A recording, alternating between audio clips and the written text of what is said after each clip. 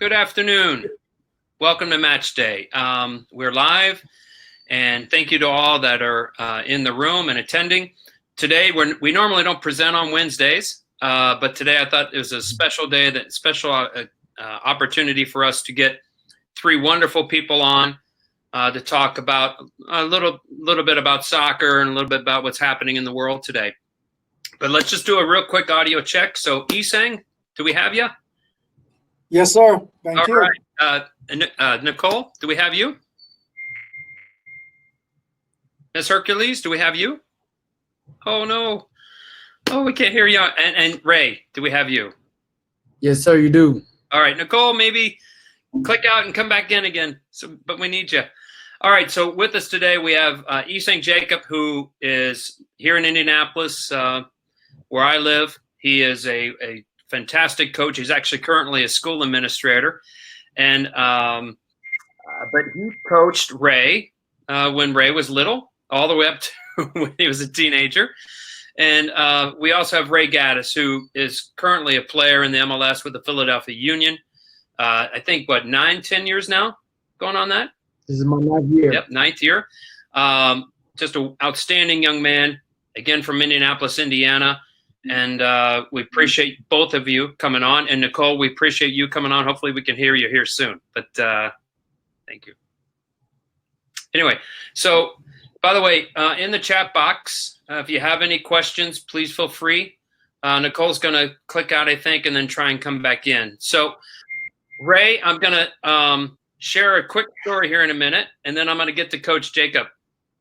So, I remember when you were little, Coach Jacob told me I have to come out and see you, and you came to ODP. And Coach Jacob and I definitely remember this conversation where we had to tell this coach that, no, you're keeping this kid, right? And so we did that. But then I saw you play in the state championship game at North Central High School, for North Central.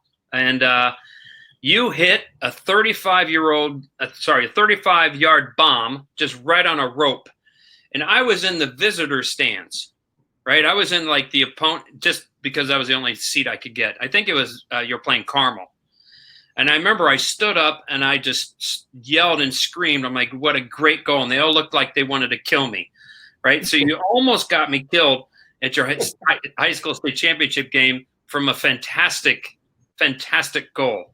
It was brilliant, but and then that, basically it's no surprise that you've gone on to great things, but and you're continuing to do some great things. Coach Jacob, U.S. Youth Soccer National Coach of the Year, and not only that, but boy, talk about an individual that has developed not just great players but great young men, and he is, in my opinion, if you look up definition of what a youth soccer coach should be, it's Isang Jacob. And he's humble. But, I mean, of that same team, Ray, right, I think you have like 4 or 5 people that play pro. And, then you have lawyers. You have, just all these successful, people from your team that you were part of with, Indy Byrne at the time and the Screaming Eagles.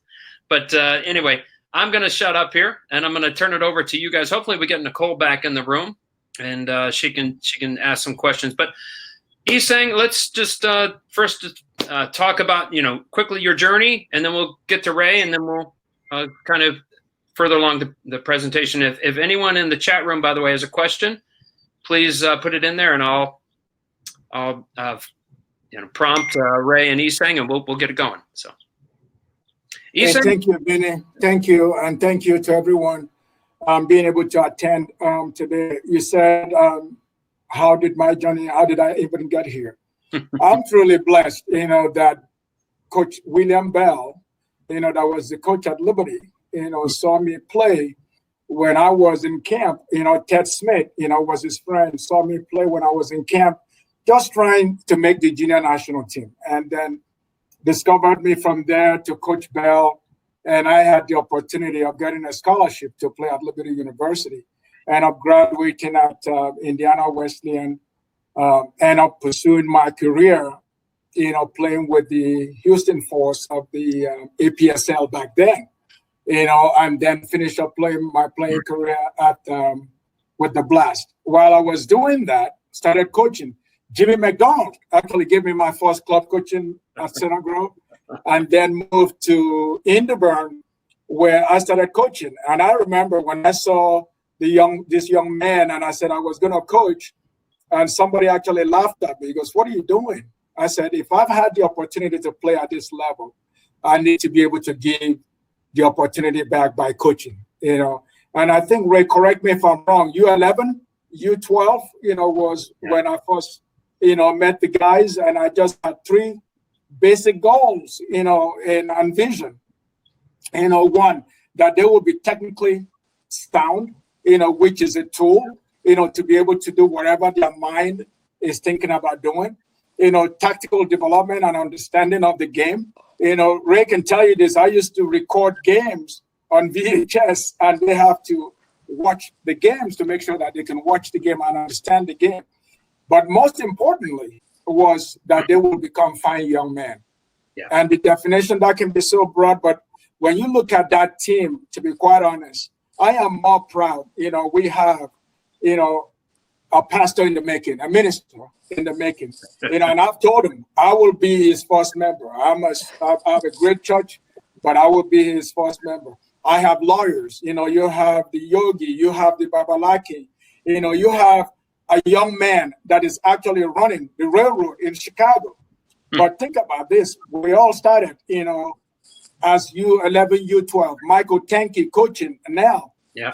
This Michael Tanky and Ruben Garrido, they will drive, and Jamil, they will drive 2 to 3 hours to make it to practice. And those guys never missed any practice. But the key was becoming fine young men to be able to serve. When Baba told me, I almost went in tears, that he's going to be working with the veterans, to be able to make sure that the veterans are getting their benefits. To Ray, what he's doing, to Ray coming to Indianapolis, being a part of the match to make sure that oppression is addressed, issues of racism are addressed. But most importantly, these young men clean a house for someone they did not even know, because they saw this lady run out of the road. And the parents is a solid foundation of what I've been able to do. And most especially the faith, that God has given me the strength to be able to serve. And I cannot thank, the parents enough and these players. That's what my journey has been. No, thank you, Coach. And, and Coach Jacob is one of the few coaches that I remember that actually had his players go through a coaching course with me. Yes. Right? Yes. I don't know if you remember that, Ray, but I was showing you guys how to do like little 6-year-old activities, and you guys were cracking up. But anyway, Nicole, do we got you? Do we have you? Yes, I'm back. Can you hear me? Yes, perfect. Oh, there we go. Good. Well, Ray, Took a little bit what we got here. No, that's all right. Thank you. Ray, thank you again. So, Ray, congratulations again on a wonderful career. But let's maybe jump in a little bit about your role with the Black Coalition Group and what that entails. And then I'm going to turn it over to Nicole after that. So, if you don't mind. Okay. Oh, thank you. Thank you first and foremost, Mr. Gansberg. For those who are watching, like I said, I have my club coach here, and Isang Jacob, a great man of God, an educator, first and foremost. For me, a disciplinary individual who really helped us, not just myself, but so many other kids that have come through the ranks. And also Coach Gansberg, who's been such an integral part of the development of youth soccer in Indiana, but also in my life. And our very own Nicole, who does a great job. I believe she's from New York, possibly, if I'm not correct. But my role, merely with the Black Players Coalition, is simply to inform as an executive board member and to try to break down barriers. Systemic racism occurs in many different sectors, not just within the game of football, but we're using the game of soccer and football as our platform. And we see it every day from the top ranks all the way down through the youth academies. Yeah. We need to see more executive directors. We need to see more GMs. We need to see more technical directors. We need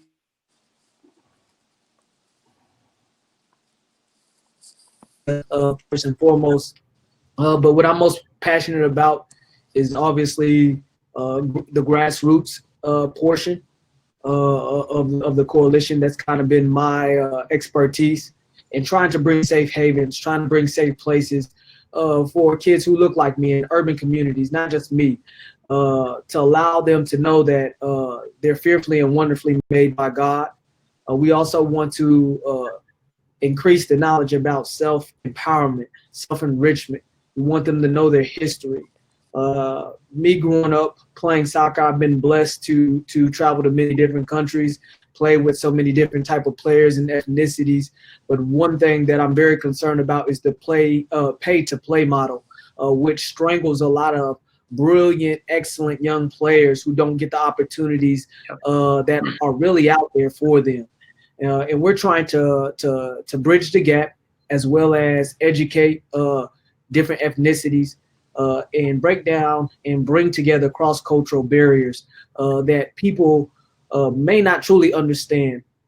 I think the most unique thing about soccer, especially my team growing up, we had different people from different ethnic backgrounds, many different diversities, but it really helped me shape and form a way of understanding other people who don't look like me. And I just want to say that, and having a coach who didn't pick a player based on his prestige or his financial or economic situation, but if he was willing and able to play the game. And long story short, fast forward, seeing that as a child and now developing into a man, it's really allowed me to work hand in hand with great individuals that are on the executive board in Major League Soccer, all current players outside of one player, to really try to establish a foothold, not just in the specified market that I'm in Philadelphia, but in all the Major League Soccer cities, but also in my community of Indianapolis. That's my home base.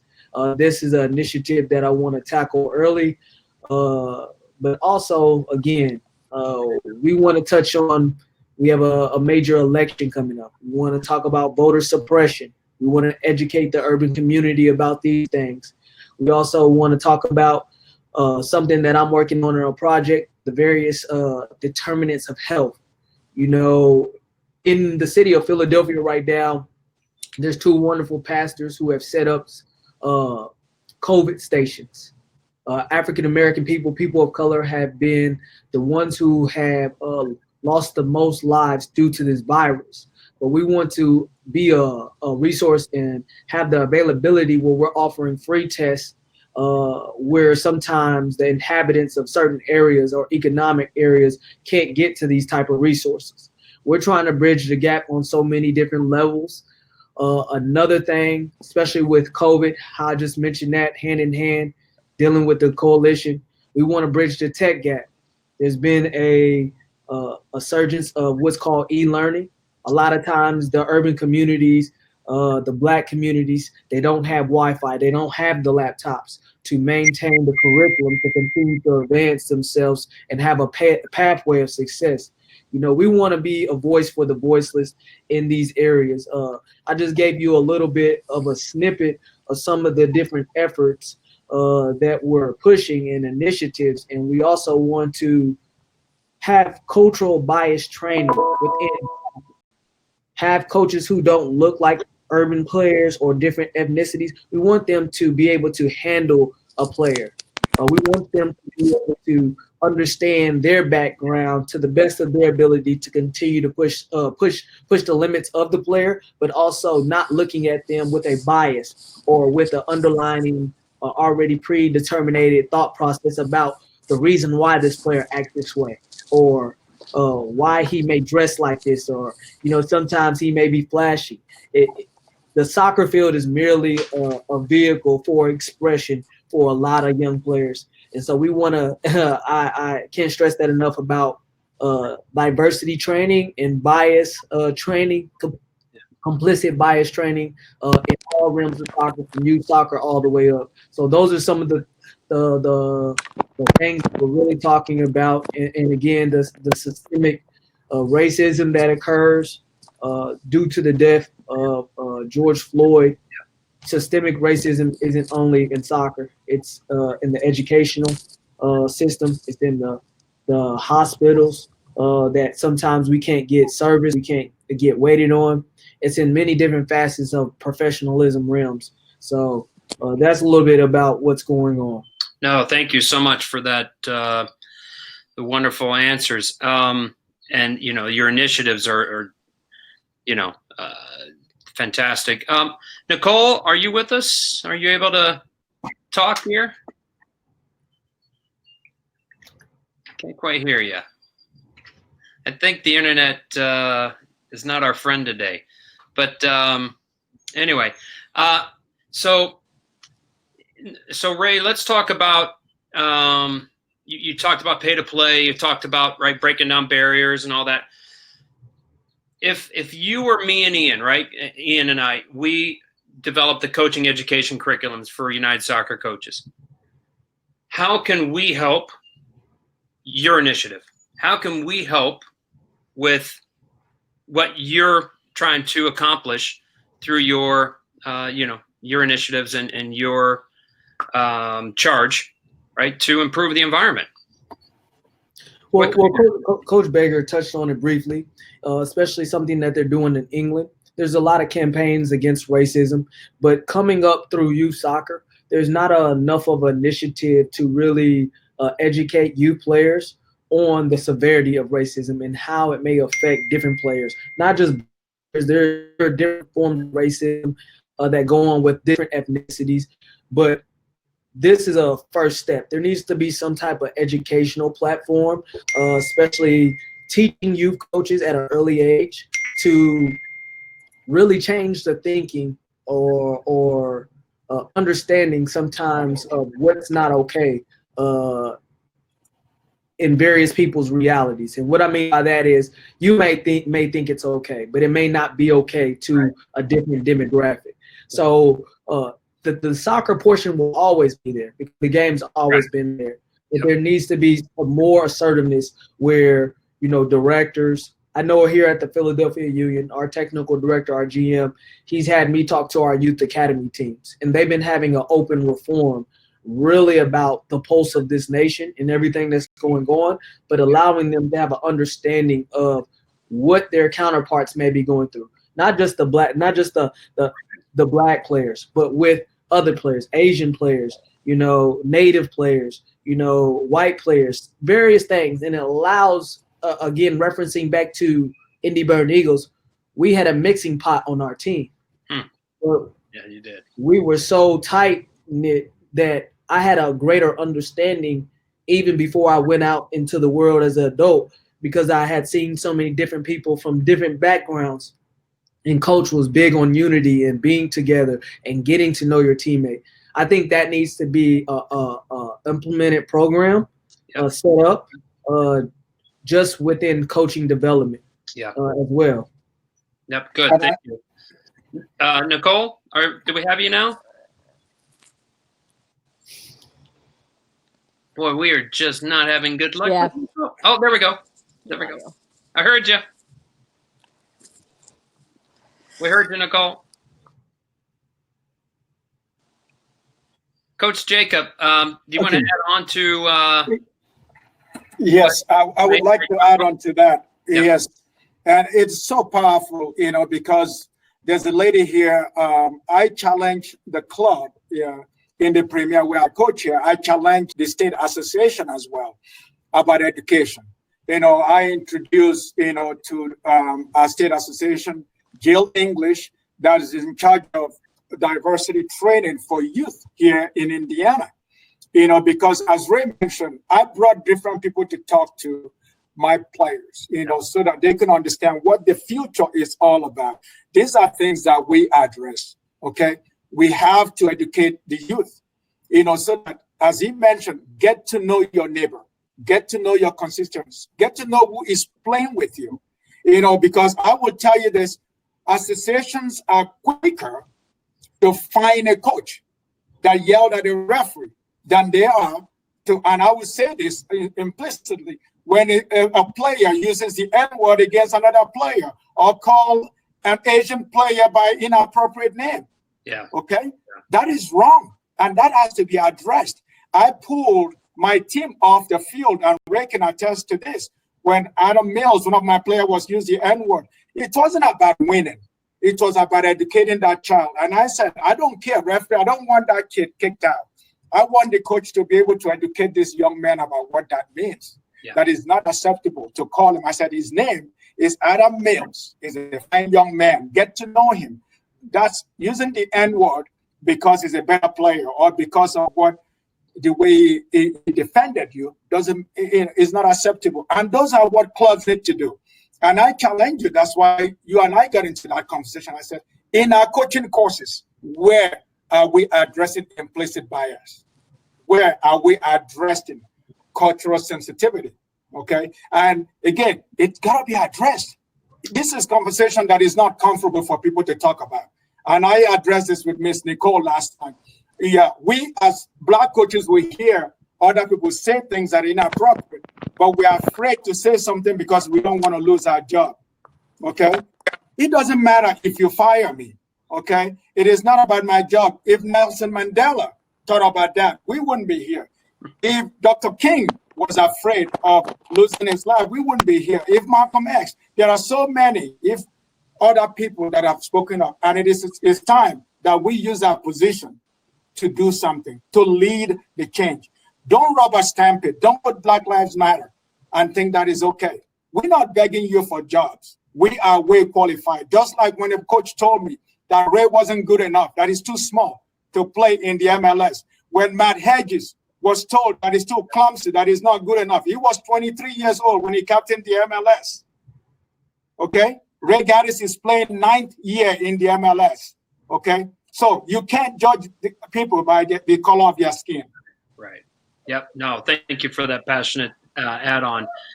No, and I think, Isang, you've always been a great role model, right, to your young men about treating people from the inside, right?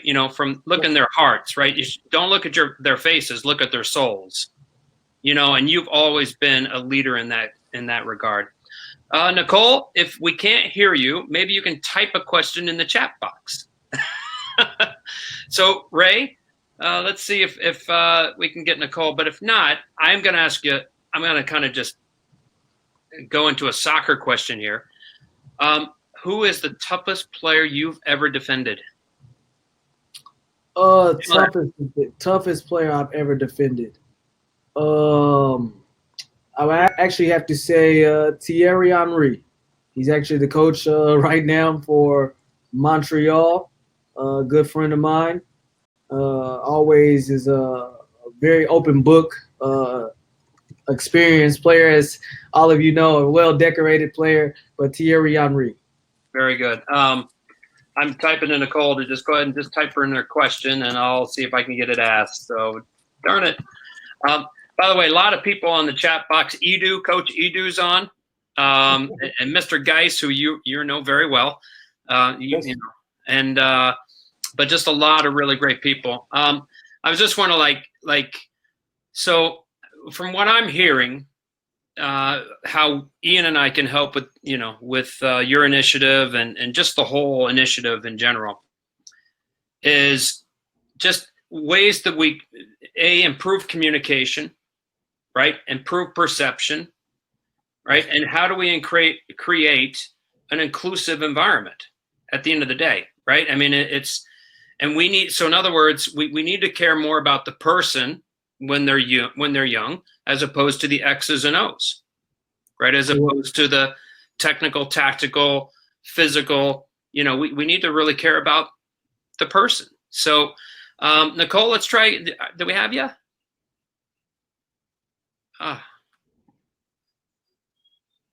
Maybe, Nicole? We do, by the way. So we have some questions, by the way. So Mr. Steve Franklin, who I think, Ray, State Director of Indiana Youth Soccer, right? Same. He said basically, how can the foray, or how can the Indiana Soccer Association help it? Your home state.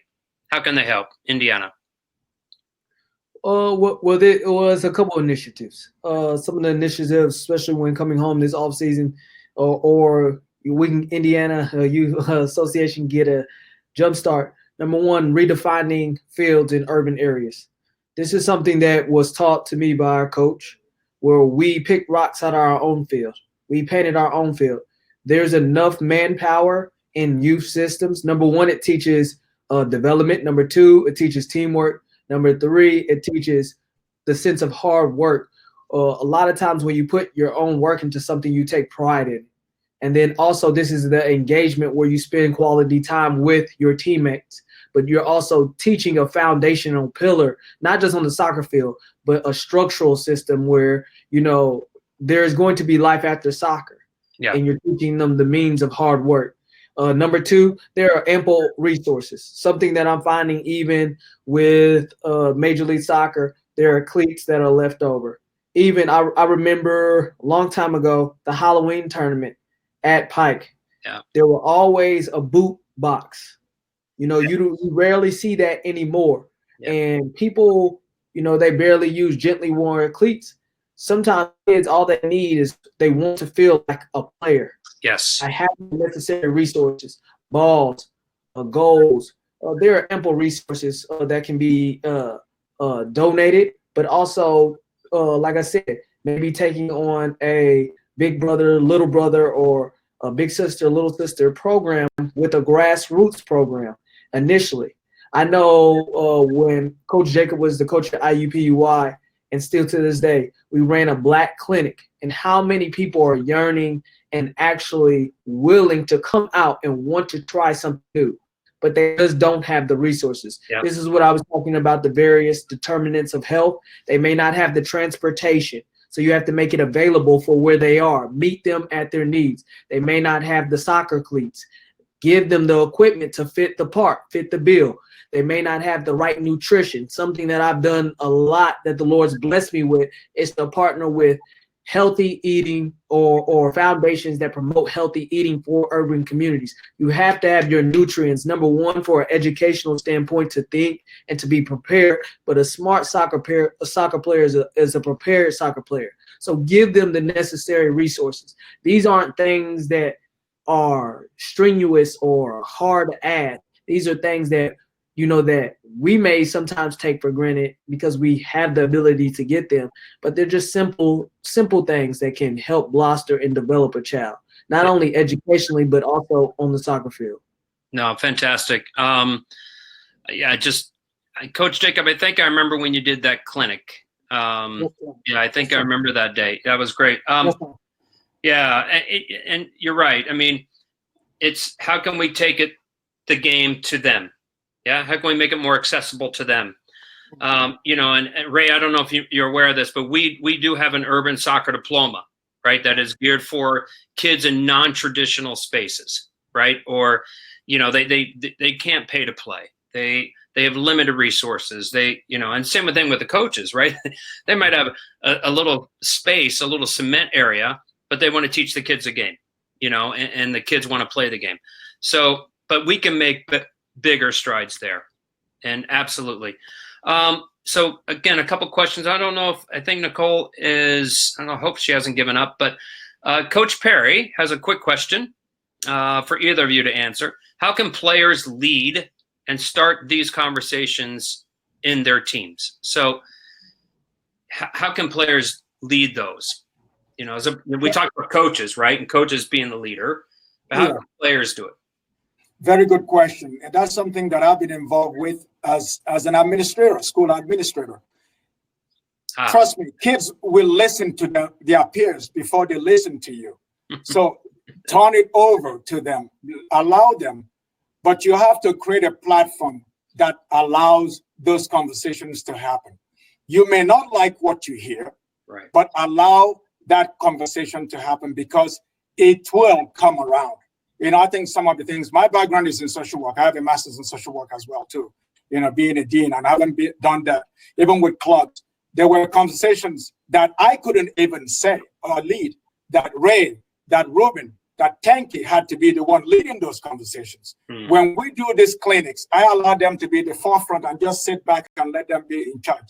So the issue of racism, the discussion of racism has to happen with the players, creating that platform for them to say what is in their mind.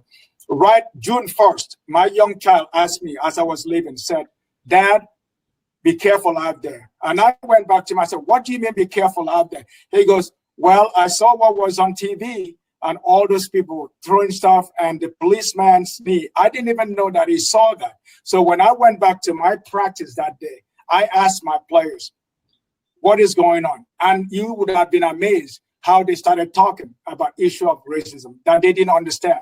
And I had a player said to me, "I didn't know what it meant to use the N-word, what the N-word actually meant." Okay, so I explained to him what the N-word meant. Okay, so those are things, and I think that's a good question from Coach Perry. Coaches have to create that time. It's not just about playing the game. Allow those players to lead those conversations. I think we have bright, young, Ray's one of them, young players that played within the state that can lead that in their clubs, and coaches need to let that happen. Yeah, I think Nicole's back, I hope. Nicole, can we hear you now?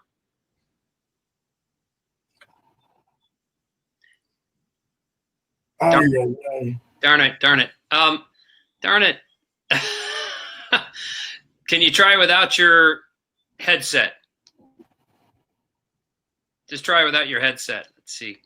But yeah, I mean, so we had, when all this the unfortunate incident that happened, I mean, just awful.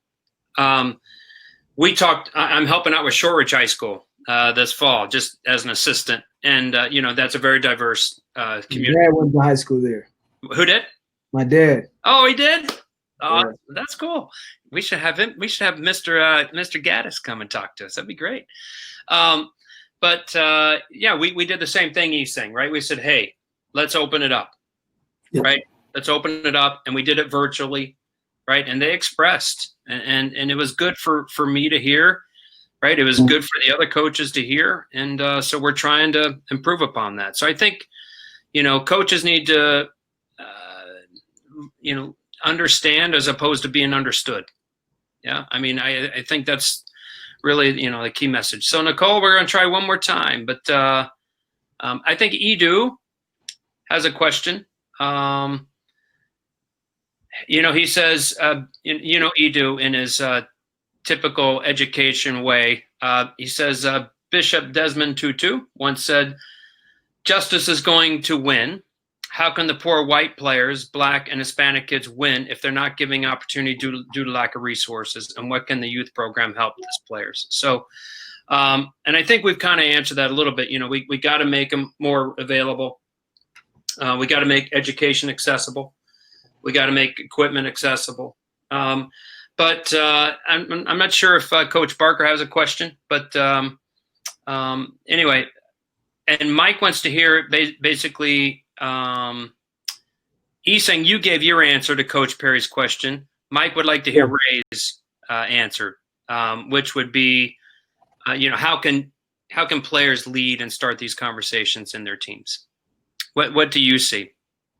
Well, for me, I had a college coach too, Coach LeBlanc, who really allowed a group of kids to really to initiate the question by almost giving a assignment outside of school.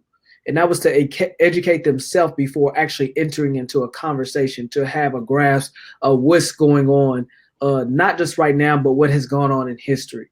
And then he allowed them to talk about it amongst themselves to see what each individual was really aware of from different cultural standpoints. And again, harping on it, an educational standpoint also starts with the parents.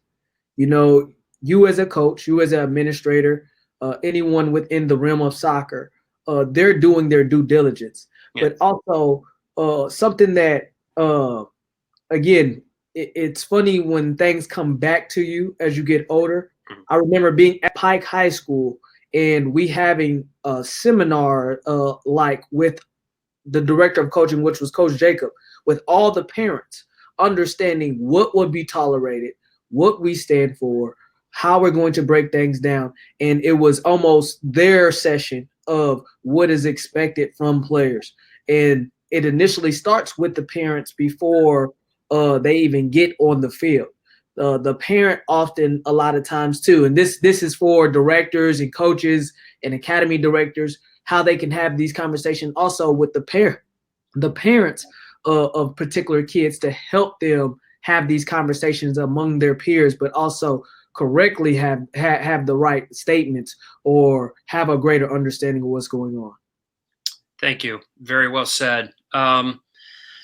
So, yeah, I mean, basically what I'm hearing from both of you is, you know, players will buy in what they help create, right? So, and you know, that's true for goal setting. That's true for, but we have to give them time to create this, you know. So as coaches, I think sometimes we got to take our practice plans and say, you know what, let's split up into groups, or let's just talk about some of the stuff, and you guys come up, or you all come up with some ideas to fix this. So we have a few more questions, and Ray, I want to be cognizant of your time. I know you got a meeting and everything to get to.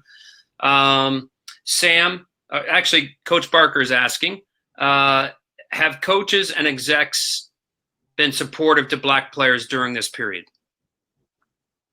Well, I actually was on a call with the commissioner of Major League Soccer, as well as all the CFOs from all across the league. There's a gentleman by the name of Ali Curtis, Toronto FC's GM, and Dennis Hamlin, who's the GM of New York Red Bull. A lot of the GMs have been very receptive in the sense that they had an open ear, including Bruce Arena, who really did a lot of the talking from their standpoint.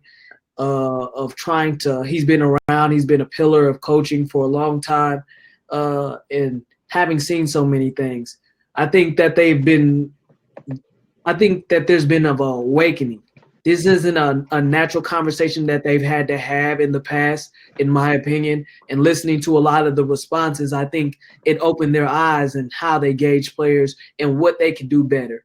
You know, a lot of things also, being an athlete in Major League Soccer is performance driven, but there are different components of life outside of this realm that really can help the performance go a lot further if you can have a better understanding of players, especially black players right now.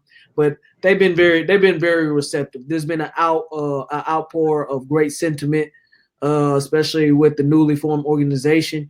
There have been a lot of different financial backings that have come in to help us with initiatives by owners, and owners are asking, even the owners are asking, what can we do? How can we help?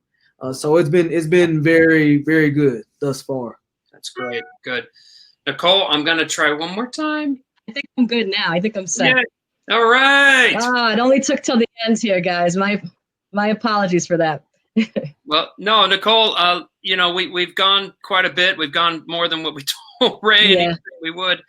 But if you have a question or two, that'd be great, and then we'll wrap this up. Well, that's the thing, is I'm not sure what questions were asked. So I just want to thank you both for the work that you're doing, and actually ask you guys to come along with some of our group for the work that we're doing. It's really important that as a group of Black players and coaches, administrators, fan supporter groups, that we come together and address some of the needs of our community. We know what it is. We all face the discrimination. We all know what it is to experience it and to be a part of it. It's a really important time that we collaborate on ways that we move forward. We have a lot of grassroots program in the inner cities that are doing amazing work, but don't have the funding and the resources and the access. And Ray, your heart, your passion for the work that you're doing, you're the right person to kind of be involved in this. At first, my first question for you guys was going to be like, why now? You know, because there's been issues. You know, this isn't something that's new. So my first question was going to be, why now? But you explained in great detail your heart, your passion for the work that you're doing.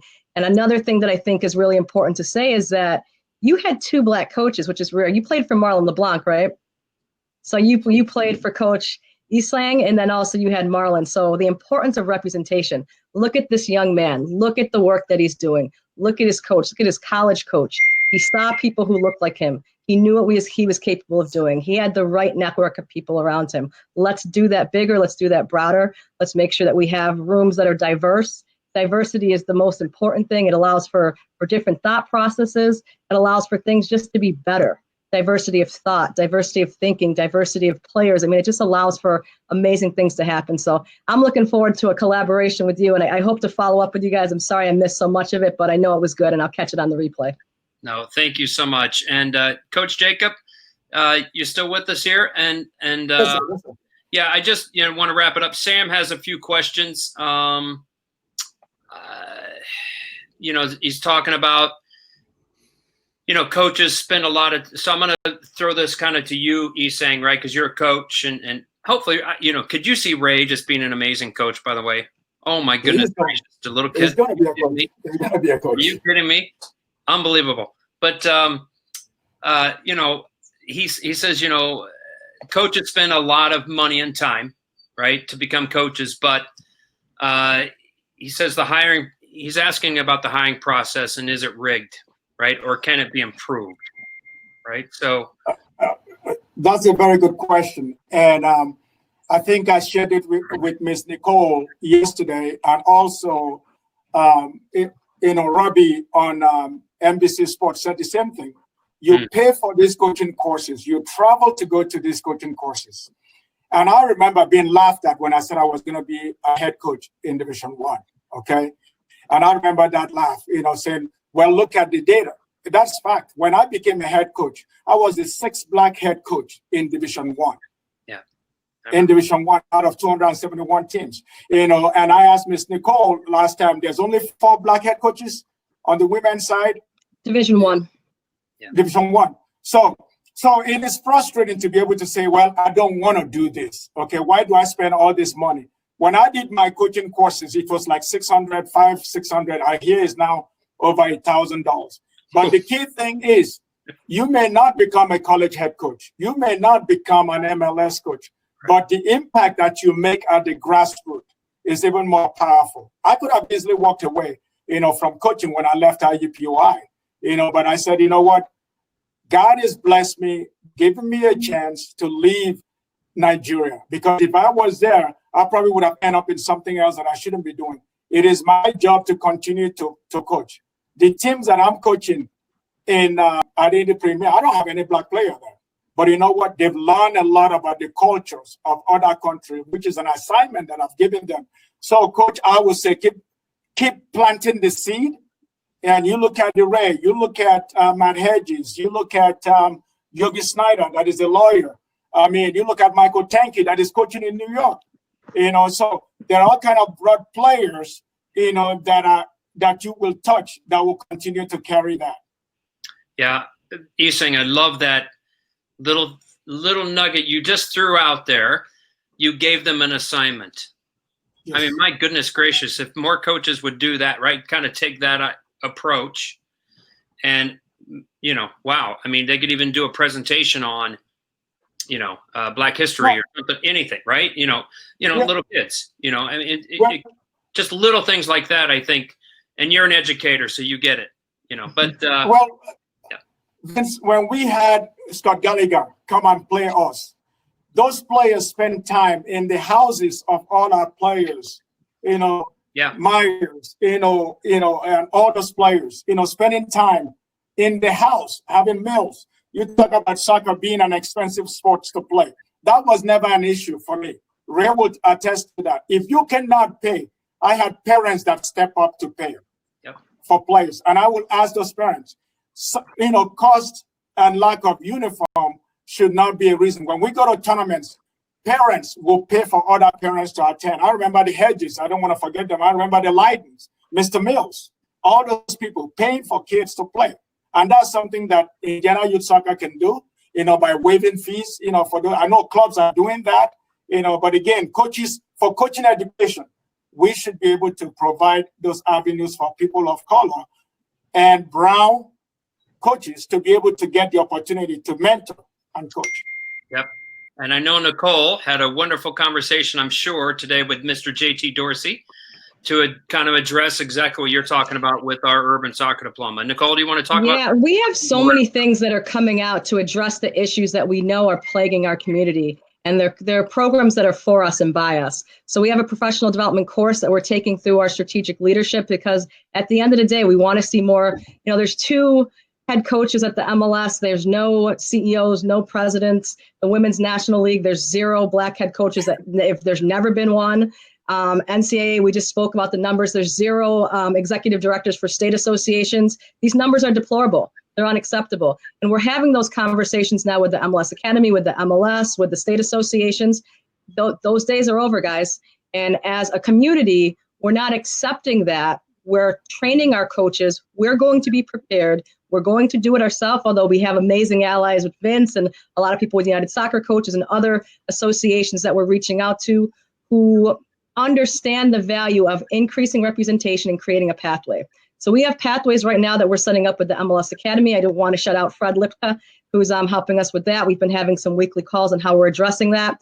And as Vince stated, we have our urban diploma that's coming out. And yeah, JT and I we're going to touch base again tomorrow on what that needs to look like. Because again, for our players, our focus isn't just on the game of soccer. If we're going to go into underserved communities, there's things that we need to address that's going to make the livelihood of those kids better. It's going to equal the playing field and allow those kids to thrive in ways that they wouldn't have without the resources that we will bring into them. So hearing about this Players Coalition, we're going to want you guys coming out there, exciting these kids, knowing that people who look like them are in their community. They're going to see coaches who look like them who are extraordinary. They're going to see players who look like them who are extraordinary. They're going to see our allies all coming together in the sport that's the most watched game in the world, and we're going to do amazing things together. So again, from our group, we're going to address all those challenges that we know we need to as a group to make sure that we're able to advance Black coaches in the space of soccer. And we're really proud of everything that United Soccer Coaches is doing, everything that the Black Soccer Coalition is doing. Isang, the work that you've been doing. I know Tenki. I know he says he doesn't think I know him, and to know that it makes sense now. He's a great guy. I send a bunch of my players to him. Great coach. It makes sense though. You poured into him. And so just so you know, he's white. Tenki's white, and he's a great guy. He's a great coach. So we're not even talking across color lines, the impact of coaches. So thank you all for your work, and let's continue to do it together.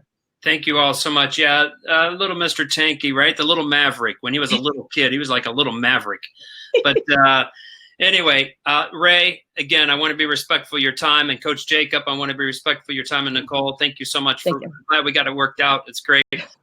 Thank you all so much for participating. Ray, all the best to you this season. And obviously, being a pastor, and I hope I get to hear you preach someday. But I tell you what, I felt like I was hearing you preach just now, right? I mean, this whole time, that was beautiful. I mean, I was absolutely, we've had over 120 of these. And I can tell you right now, in my opinion, this is definitely in the top 2 or 3, right? I mean, without question. So thanks to you, and thanks to Coach Jacob. It's just, thank you so much for everything that you've done for me, for the state association, for your kids, and just for soccer in general. But thank you. And Nicole, thank you for your work. And let's get that urban soccer diploma really ramped up. Oh yeah, we're getting it going. Yeah, good. Awesome. I just want to say one last thing. Yep. Thank you so much. Ray, don't get hurt. Oh, prayers up. I just want to say thank you guys for this space, and thank each and every one of you.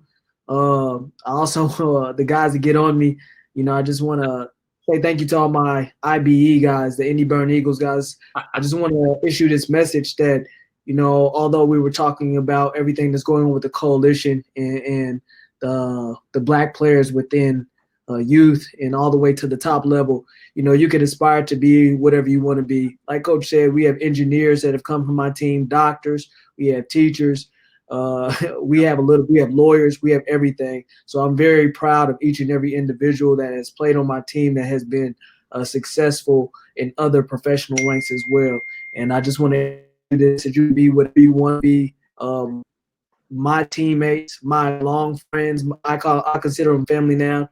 They have done tremendous things and gone on to live wonderful lives.